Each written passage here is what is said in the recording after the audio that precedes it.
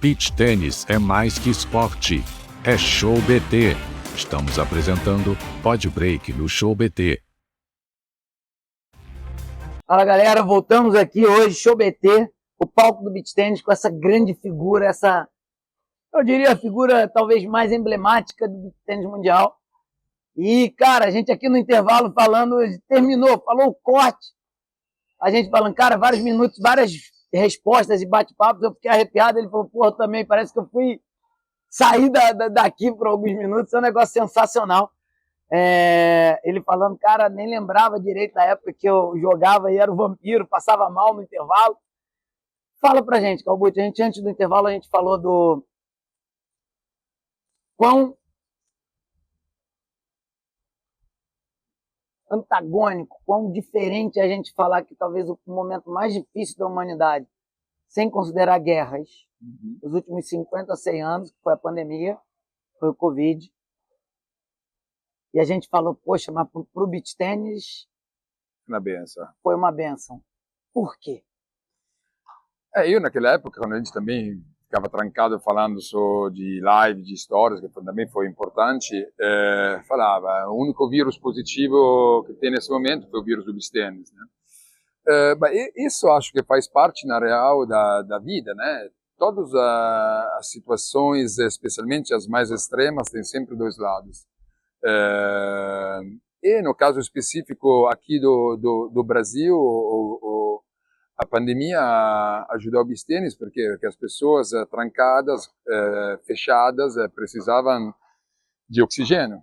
E o beach tênis foi o oxigênio mais fácil à disposição de todo mundo. Quando a gente fala muda a vida porque o esporte na geral muda a vida. O beach tênis é um esporte hiper acessível, então muda a vida ao quadrado, muda a vida de pessoas que nunca praticaram esporte. Então essa é a grande força do beach.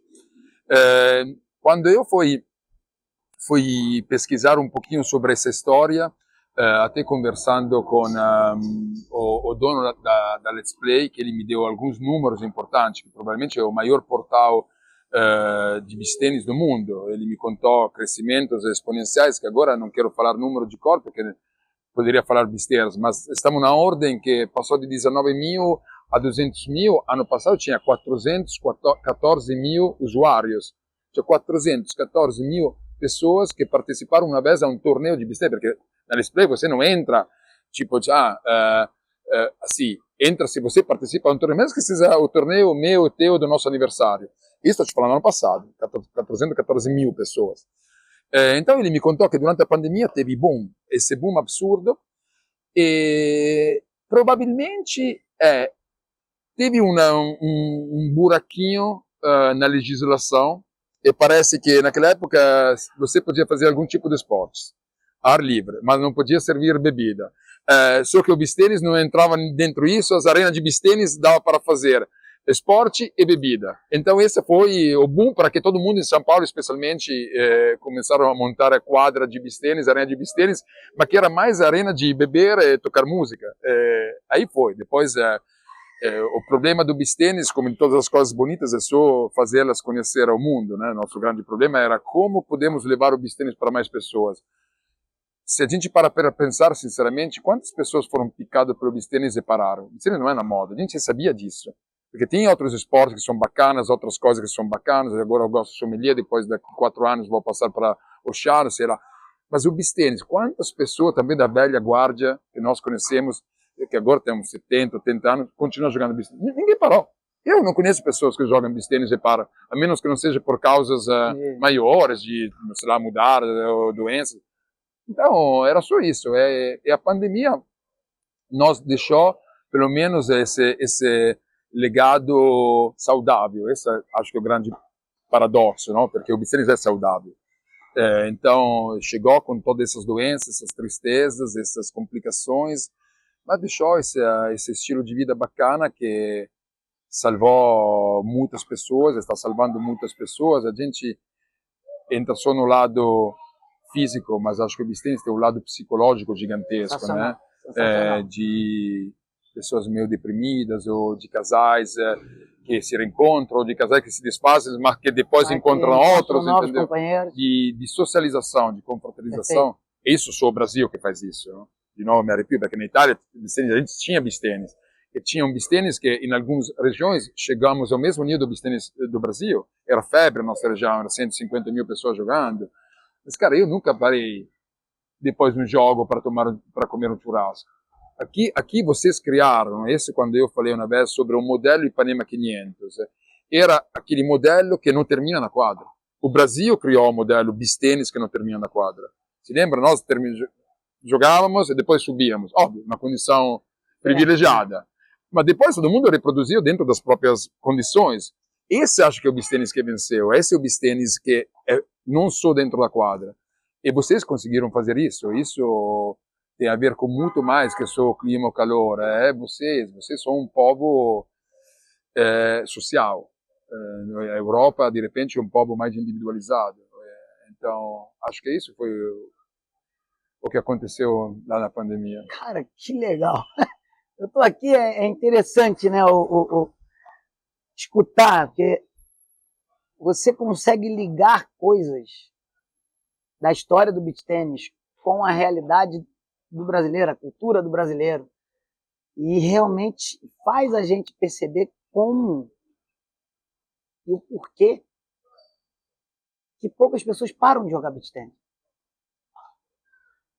Você conseguiu fazer uma ligação de momentos, cultura, até personalidades que o brasileiro tem, que fazem a pessoa começar a jogar o beach tênis e não sair nunca mais. E é realmente uma coisa formidável, porque o beach tênis é bom fisicamente, sim. E aí você faz um paradoxo, poxa, mas no Brasil o beach tênis não é só a parte física. Porque depois do beach tênis, você fica no local para tomar uma cerveja, ver o pessoal jogar, às vezes, muitas vezes, escutar uma música, comer um churrasco, muitas vezes. E isso te agrega, além do físico, o psicológico.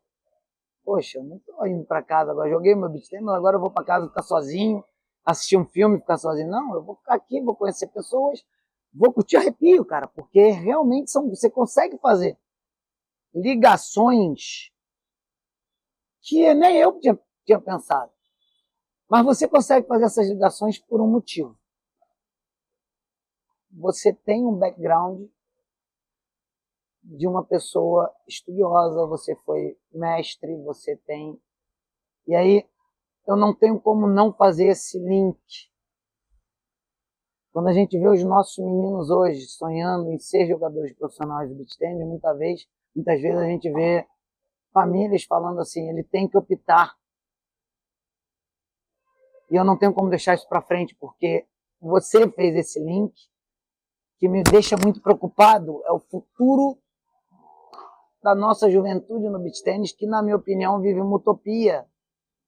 Né? Vou ser jogador profissional de beach tennis e deixo de estudar. E na minha opinião, apesar de ser uma pessoa que eu particularmente tenho algumas dificuldades, mas é um cara que eu respeito muito, você citou um nome. Sim, sempre. Falei, um exemplo, a gente procura ídolos, procura exemplos, e acho que o Diogo Carneiro é um grande exemplo para todos os jovens de beach tennis. Por quê?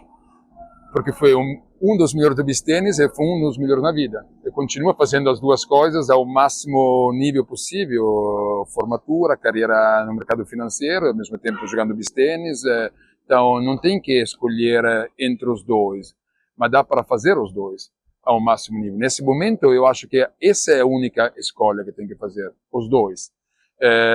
Pode chegar um momento onde de repente isso não vai ser mais necessário.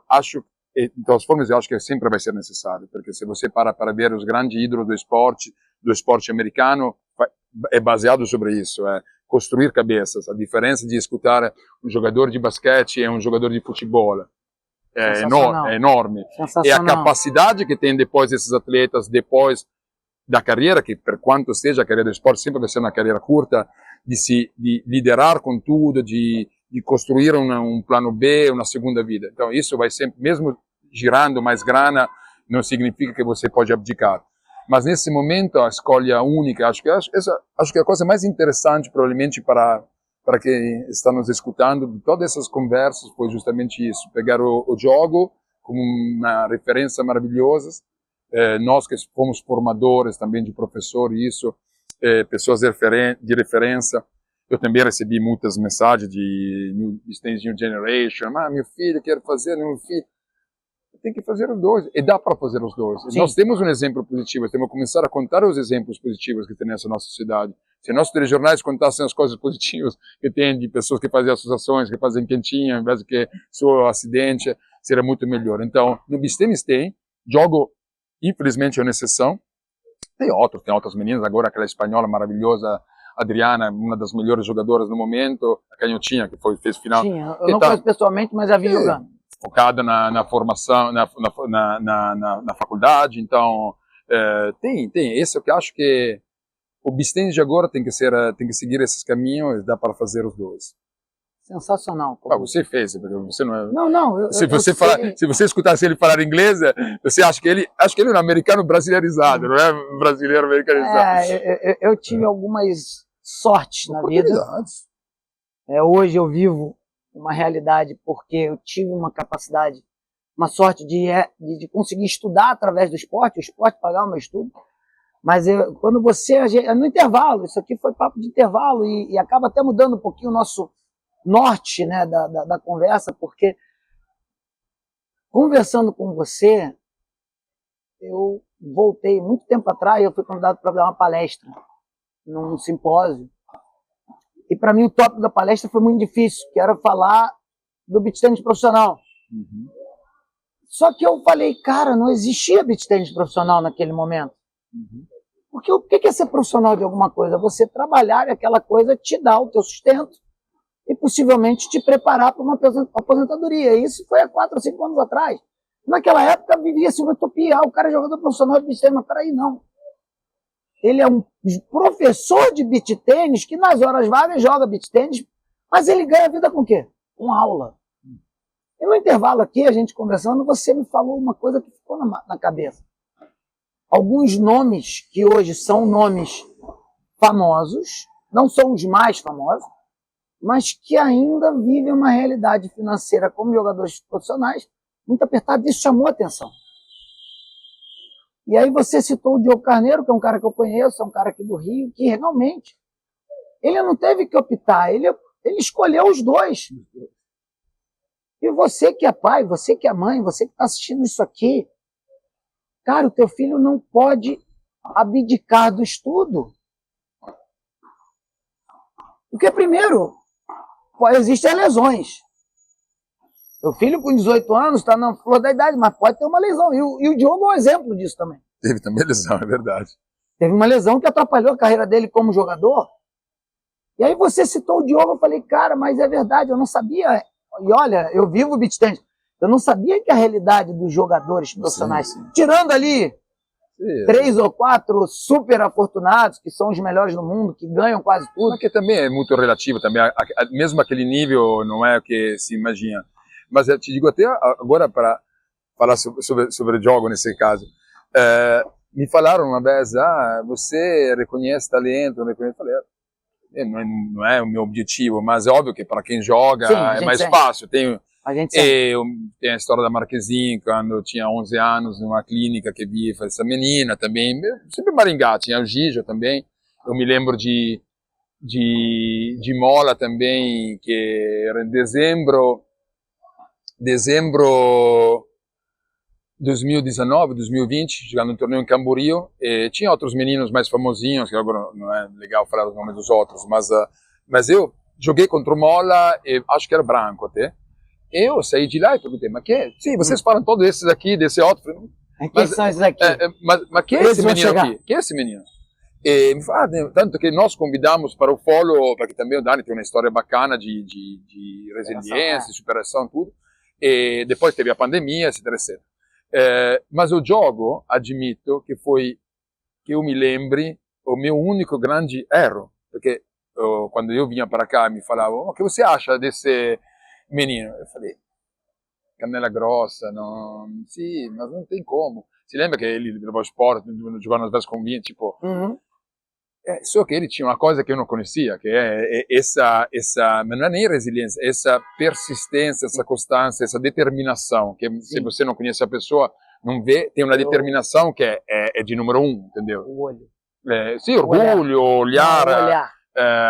Tem jogadores que dentro da quadra, você vê o olhar da pessoa, você sabe que chegou a ser o 7 do mundo, sim, campeão pan-americano e exitoso de sucesso na vida. Então, legal. É um belo evento. Legal. É um belo exemplo. Produção, a gente está com o tier list aí? Porque, vou aproveitar, a gente vai passar aqui alguns torneios, você vai dizer se o torneio é uma Ferrari ou não é tão uma Ferrari, alguns jogadores também. Enquanto a gente vai preparando a tier list ali, eu queria que você falasse de personagens que marcaram o beach tennis mundial, mas que hoje não tem. E óbvio que eu queria que o primeiro fosse o Gambi. Quem era Nicolas Gambi e por que a gente está falando dele aqui? Não tem muito o que dizer. Provavelmente a figura mais importante do beach tennis não mediatizado, do beach tennis fora das redes sociais. Primeiro porque ele não está nas redes sociais, nem agora, nem naquela época, não vai estar. Não tem celular, também, né? Mas eu acho, depois, para linkar o Nicola com a minha história pessoal, que acho que tudo que eu consegui, pelo menos, foi graças a eles. Não falo tudo no sentido de tudo, do 100%. Mas na prática ele foi ídolo, foi uma pessoa que, naquele personagem que fazia mais coisas além de ser jogadora, foi o primeiro que construiu a didática de beach tennis, foi o primeiro que teve o insight de dizer, podemos ensinar beach tennis. Isso estamos falando de 2003, 2004. O beach tennis já tinha 15, 20 anos na Itália, mas as pessoas jogavam no verão, batiam bola, e ele falou, não, vamos fazer uma academia de beach tennis. Ele não era filho Brasil, era filho Argentina, então se chama Argentina, ele era fissurado com a Argentina. Não sei porquê, nunca foi para a Argentina, mas a escola dele se chamava Argentina Beach Tennis. Nossa. Fissurado, improvisava de falar espanhol, fazia show, tipo, vamos pelear, mas não sabia, mas era um personagem, um nível de jogo, personagem incrível. Mas um grandíssimo coach, montou a primeira didática. Quando a gente fala agora de voleio dinâmico, voleio estático, tudo isso foi ele que criou. E criou os primeiros professores, Migosti, Marighella, Tazzari, Garavini, todos foram os filhos dele. Cara. E, obviamente, o primeiro approach de treinamento de alto rendimento. Toda aquela galerinha naquela época que ele criou, motivou, ele era um grandíssimo motivador, até over motivation, mas Cappelletti, mesmo que falei Garavini, tinha Buccelli, tinha Carli, todos esses eram da escolinha dele, todos, até alguns que não pararam de jogar, mas naquela época eram entre os melhores, e faziam 2, 3 vezes de beach tennis por semana, ou seja, ele criou a primeira geração de beach tennis. A primeira metodologia é a primeira didática, é a primeira geração de meninos que há 13, 14 anos escolhiam o beach tennis como primeiro esporte. E obviamente eu fui o quê? Porque, óbvio, em 1 ano, 2 anos, com ele, tornei campeão do mundo e tudo, essa mentalidade, porque foi a cobaia dele. Eu fui o primeiro que, quando ainda naquela época tinha Migosti, Marighella, Tazzari, que ele jogavam só de distinto, de diversão, ele me levava, domingo vamos jogar, sei lá, na praia da Tijuca. Ele, durante a semana, me levava na Praia da Tijuca, a treinar na Praia da Tijuca, para entender o vento, para entender como era aquela mesma quadra onde a gente ia jogar a final, e a fazer balde de bolinha, repetições. Tanto que eu nunca treinei de outra forma. Eu sempre treinei, como agora vejo os treinamentos que estão começando a rodar no Brasil, alguns atletas. Eu fazia isso faz 14 anos. Sim. Eu comecei assim, e isso me deu, obviamente, comparado com todos os outros, algo de diferente. Todo mundo fala, mas eu sempre falei, eu fui o cara, você era o melhor. Eu falei, não sei, mas com certeza era que treinava melhor de todos. Mas porque ele me deu... Depois, óbvio, ajustei algumas coisas, que ele tinha alguns desequilíbrios, então eu tentei de equilibrar um pouquinho, mas Nicola é um ídolo. Eu tentei trazer ele para o Brasil ano passado. primeiro que tem a melhor Verônica da história, mas mudou, digamos assim, construiu uma categoria, professor de beach tennis, que não existia. Sensacional. E conjuntamente construiu os alunos. Não, ele construiu basicamente o esporte, o que gerou o crescimento do esporte no Brasil, que é o professor. Antes era amadorismo, ele construiu o esporte. Eu defendo que o maior multiplicador do esporte é o professor. Sim. Então, olha aí, Gambi, muitos de vocês possivelmente nunca nem escutaram falar no nome dele. Fazem a tatuagem, Gambi, todo mundo. Mas quem ama o beach tênis devia lembrar dele, porque se não fosse ele, possivelmente não estaríamos aqui hoje, talvez estivesse, mas não assim. Teria demorado mais. Então, a propósito do que você falou, só para terminar esse... por que demorou? Tinha muitas outras pessoas, por que foi ele? Não foram outros a fazer esse processo também de generosidade, porque esse era um personagem que não pensava só no próprio umbigo, que pensava no sistema. Cara, eu vou te contar, você citou aí alguns nomes naquela época de jogadores novas gerações e tal, aí falou todos de Maringá. Vou te contar uma história minha, na época que a gente começou a capacitação pela Confederação Brasileira de Tênis, e um dos lugares que a gente pediu o curso foi Maringá. E aí a gente sabe, as pessoas lá, muitos amigos nossos e tal. Não, vem pra cá que a gente vai ter um curso, vão ter os 15 pelo menos para pagar o custo do curso. E naquela época o curso nosso era atrelado à capacitação de tênis do grande César Kish, que é um multiplicador do tênis enorme aqui na América do Sul, é um cara que eu tenho profundo respeito e que deu o norte pra gente da capacitação lá no começo. E a gente tinha o mínimo necessário. O curso deu 6 pagantes. Aí eu falei pro César, tira o meu, paga a viagem, que eu vou, a comida pago eu, não tem problema não. Eu vou, a gente precisa multiplicar o beach tennis. Cara, através de Maringá, o Paraná se tornou o principal estado do Brasil, cara. E isso foi lá atrás. Então, são coisas que a gente vai perdendo com o tempo, mas que, cara, fazem o pessoal de Maringá sempre muito receptivo, mas se não fosse aquele curso, o Cianorte, que virou um outro polo, tinha o primeiro professor fazendo curso ali com a gente. Mas, Gui, isso significa, eu falei, no começo tinha um grupinho, uma célula de pessoas, porque todo mundo, nessa sociedade individualista, sempre quer falar, não, você foi, eu não teria feito nada sozinho. Óbvio que tem grupos pequenos dos melhores, quando você vai nas guerras, tem um exército de 20, 30 mil, mas os grupos especiais são poucos, mas são não é um pouco, poucos. Né? E tinha um grupo de pessoas especiais que faziam o que você contou, e dá para fazer essa lista que merece essa memória, porque fazia sem pensar no retorno imediato. Essa foi a lógica dos pioneiros. Não penso, era paixão, cada um tinha a sua psicologia, mas era... E lá em Maringá, a propósito, tem uma outra pessoa muito interessante, amigo nosso, querido, que todo mundo fala, não, mas você, federações, não federações. Para mim não existem as federações. Eu levei o beach tennis na ITF, fui diretor da federação departamento de beach tennis dentro da federação de tênis, então não posso falar nem bem ou mal contra uma entidade. O que faz a entidade são as pessoas. Para mim, a federação paranaense, que é a melhor federação que tem no Brasil, tem uma ótima pessoa, então é uma ótima federação. Tem outro lugar onde tem péssimas pessoas, então é uma péssima federação.